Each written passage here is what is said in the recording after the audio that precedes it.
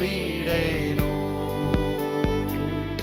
ಆ ಮಾತು ಹೇಳಿದನಲ್ಲ, ತಾ ಹೇಳಿದನಲ್ಲವೇ. ನಾ ಕೈ ಬಿಡೆನು, ನಾ ಕೈ ಬಿಡೆನು. ಆ ಮಾತು ಹೇಳಿದನಲ್ಲ,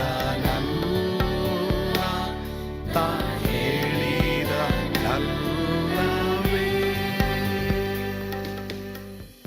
ಯೇಸು ಕೈ ಬಿಡನು ದೈನಂದಿನ ಸತ್ಯವೇದ ಅಧ್ಯಯನಕ್ಕೆ ನಿಮ್ಮೆಲ್ಲರನ್ನು ಆಹ್ವಾನಿಸುತ್ತೇನೆ. ಇಂದು ನಾವು ಆದಿಕಾಂಡ 12, 6-8 ವಚನವನ್ನ ಧ್ಯಾನ ಮಾಡಲಿದ್ದೇವೆ.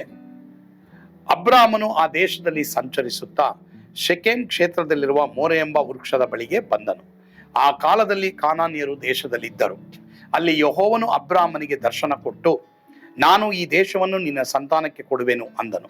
ತನಗೆ ದರ್ಶನ ಕೊಟ್ಟ ಯೆಹೋವನಿಗೆ ಅಬ್ರಾಮನು ಯಜ್ಞವೇದಿಯನ್ನು ಕಟ್ಟಿಸಿದನು. ಅವನು ಅಲ್ಲಿಂದ ಹೊರಟು ಬೇತೇಲಿಗೆ ಮೂಡಲಿರುವ ಗುಡ್ಡಕ್ಕೆ ಬಂದು ತನ್ನ ಗುಡಾರವನ್ನು ಹಾಕಿಸಿ ಇಳುಕೊಂಡನು.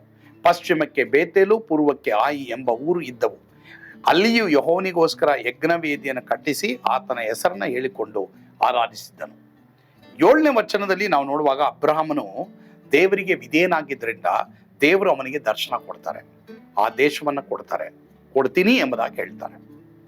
ನೀನ್ ದೇವ್ರಿಗೆ ವಿಧೇಯನಾಗಿದ್ದೀಯಾ? ದೇವ್ರು ಕೊಡೋದಕ್ಕೆ ನಾನು ದೇವ್ರಿಗೆ ವಿಧೇಯರಾಗಿದ್ದೀವಾ? ಪ್ರಿಯರೇ, ನೀನ್ ಯೇಸು ಸ್ವಾಮಿಗೆ ನಿನ್ನ ಹೃದಯ ಕೊಡು, ಸಮಾಧಾನ ಕೊಡ್ತೀನಿ ಅಂತ ದೇವ್ರು ಹೇಳ್ತಾ ಇದ್ದಾರೆ. ನೀನ್ ಕೊಡಲ್ಲ, ಸಮಾಧಾನ ಎಲ್ಲಿ ಸಿಗ್ತದೆ? ಇವತ್ತು ಕೊಟ್ಟು ನೋಡು ನಿನ್ನ ಜೀವಿತವನ್ನ. ಎರಡನೇದಾಗಿ, ಪ್ರಿಯ ದೇವರ ಮಕ್ಕಳೇ, ದೇವರಿಗೆ ವಿಧೇಯರಾಗಿರಿ. ಯಾವ್ಯಾವ ವಿಷಯದಲ್ಲಿ ದೇವರಿಗೆ ವಿಧೇಯರಾಗಿರ್ಬೇಕು ನಾನು ನೀನು ದೇವ್ರು ಕೇಳೋಣ. ಖಂಡಿತವಾಗಿ ಅವಾಗ ದೇವರು ಕೊಡಬೇಕಾದದನ್ನ ನಮಗೆ ತಡೆ ಮಾಡೋದಿಲ್ಲ. 8ನೇ ವಚನದಲ್ಲಿ, ಬೇತೇಲು ಮತ್ತು ಆಯಿಗೆ ನಡುವೆ ಅವನು ಯಜ್ಞವೇದಿಯನ್ನ ಕಟ್ಟಿಸ್ತಾನೆ ಮತ್ತು ದೇವರನ್ನ ಅವನು ಆರಾಧಿಸ್ತಾನೆ.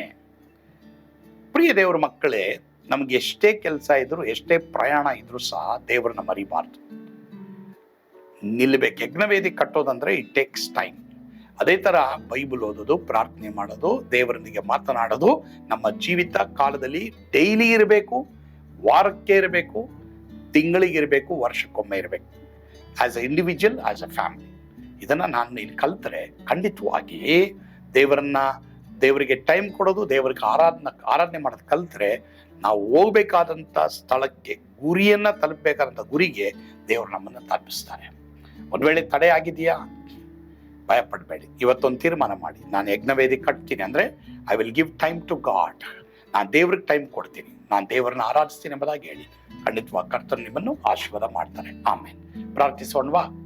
ನಮ್ಮನ್ನು ಬಹಳವಾಗಿ ಪ್ರೀತಿ ಮಾಡಿದಂಥ ನಮ್ಮ ಸ್ವರ್ಗೀಯ ತಂದೆ ಆದ ದೇವರೇ, ನಿಮಗೆ ಸ್ತೋತ್ರ.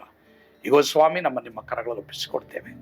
ನಾವೇನೂ ಇಲ್ಲ ದೇವರೇ, ನಮ್ಮನ್ನು ಶುದ್ಧೀಕರಿಸು. ಮುಖ್ಯವಾಗಿ ತಂದೆ ಆದ ದೇವರೇ, ಎಷ್ಟೋ ಜನರು ಸ್ವಾಮಿ ತಮ್ಮ ಒಂದು ಜೀವಿತವನ್ನ ನೀನು ಕೈ ಕೊಡಲ್ಲ, ತಮ್ಮ ಸಮಯ ನೀನು ಕೈ ಕೊಡಲ್ಲ ದೇವರೇ.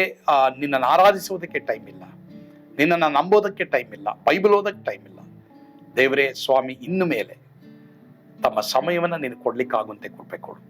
ಯಜ್ಞವೇದಿ ಅಬ್ರಾಮನ ಕಟ್ಟಿದ್ರಿಂದ ಎಲ್ಲೆಲ್ಲಿ ನೀನು ಕಾಣಿಸ್ಕೊಂಡೆ, ಅದೇ ರೀತಿ ನೀನು ಎಲ್ಲರನ್ನ ಆಶೀರ್ವಾದ ಮಾಡೋದಕ್ಕೆ ಸಿದ್ಧ ಇದೆಯಾ? ಆದ್ರೆ ನಾವು ನಿನಗೆ ಸಮಯ ಕೊಡ್ಲಿಕ್ಕೆ ನಮಗೆ ಕೃಪೆ ಕೊಡು. ಸ್ತುತಿ, ಘನ, ಮಾನ, ಮಹಿಮೆ ನೀವು ಒಬ್ಬರೇ ಹೊಂದಿಕೊಡ್ರಿ ಸ್ವಾಮಿ. ಯೇಸುವಿನ ಹೆಸರಿನಲ್ಲಿ ಪ್ರಾರ್ಥಿಸ್ತೇವೆ ದೇವರೇ, ಆಮೇನ್. ಕರ್ತನು ತಾನೇ ನಿಮ್ಮೆಲ್ಲರನ್ನ ಆಶೀರ್ವಾದ ಮಾಡಲಿ. ಸ್ವರ್ಗದ ಆನಂದ ನಿಮ್ಮೆಲ್ಲರನ್ನು ತುಂಬಿ ತುಳುಕಲಿ. ಆಮೇನ್.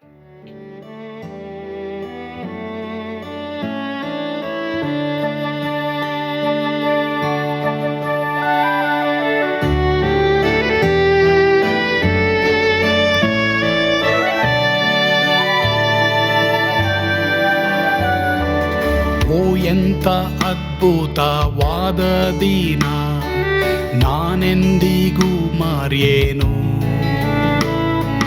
ಪಾಪಂಧಕಾರದೊಳ್ ಅಲೆದೇನ, ರಕ್ಷಕನ ಕಂಡೇನು.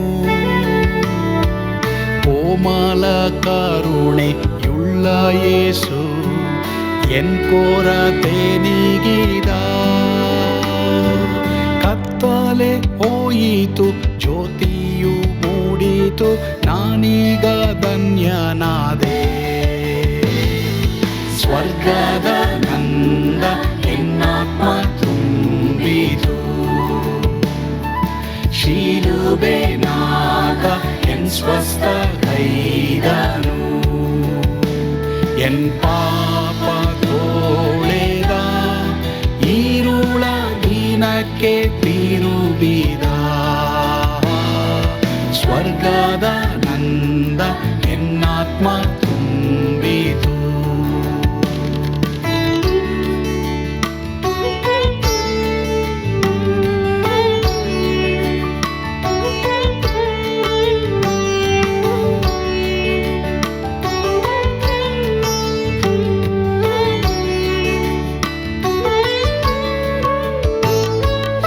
ಆತ್ಮನ ನೂತನ ಜನ್ಮದಿಂದ ದೇವಪುತ್ರನಾದೇನು. ನೀತಿ ನಿರ್ಣಯವ ಹೊಂದಿದೇನು, ಭಾಗ್ಯವಂತನಾದೇನು. ಪಾಪಾತ್ಮನಾಗಿ ನಾ ಬಂದಾಗಲೇ ಆಶೀರ್ವಾದ ಸಿಕ್ಕಿತು. ಕೃಪೆಯ ಮೂಲವೇ ರಕ್ಷಣೆ ಹೊಂದಿದೆ, ಸುನಾಮ ಕೊಂಡಾಡುವೆ. ಸ್ವರ್ಗದ ನಂದ ಎನ್ನಾತ್ಮ ತುಂಬಿತು. ಶಿಲುಬೆನಾಥ ಎನ್ ಸ್ವಸ್ಥ ಕೈದನು, ಎನ್ ಪಾಪ ತೋಳೆದ ಈರುಳ ದಿನಕ್ಕೆ ತಿರುಗಿದ. ಸ್ವರ್ಗದ ನಂದ ಎನ್ನಾತ್ಮ ತುಂಬಿತು.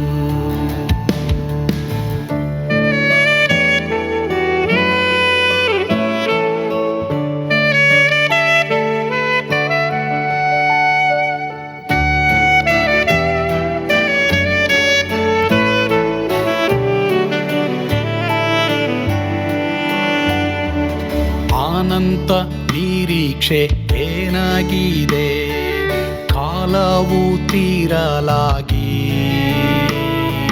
ಸ್ವರ್ಗದ ಭವ್ಯ ಬಿಡಾರದಲ್ಲಿ ನಿತ್ಯವಾಗಿ ಇರುವೆ.